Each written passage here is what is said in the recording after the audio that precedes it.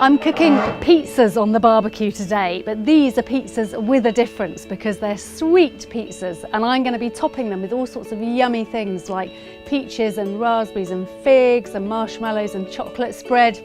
You get the idea. I started by making a simple dough with some bread flour, some instant yeast, little cubes of butter and some warm water.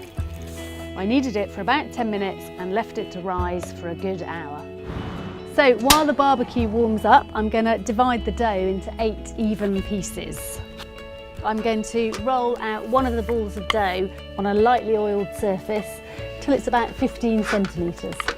Now before I cook that, I'm just going to give the grill bars a really good scrub because I want them to be super clean. And then I can pop the first bit of dough straight on the bars while I roll out the next one. I usually just do these 2 at a time on the grill because they cook really quickly, and any more than that it's quite hard to keep an eye on them. And don't worry if they're a little bit raggedy around the edges, doesn't matter at all.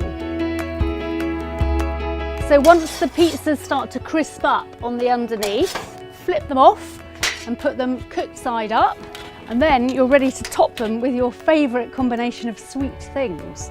So I'm putting peaches, raspberries and mascarpone on this one. And on this one, I'm putting chocolate spread, mini marshmallows and chopped hazelnuts. So they are ready to go back on the grill and then shut the lid so the toppings can melt beautifully together. After a couple of minutes, they should be ready. I'm going to slide them onto a board. It's a good idea just to let them cool for a little bit before you serve them because those fillings are going to be really hot.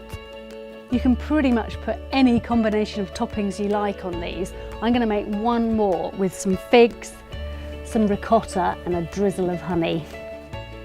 There you have it. Sweet pizzas for pudding. Who's going to argue with that?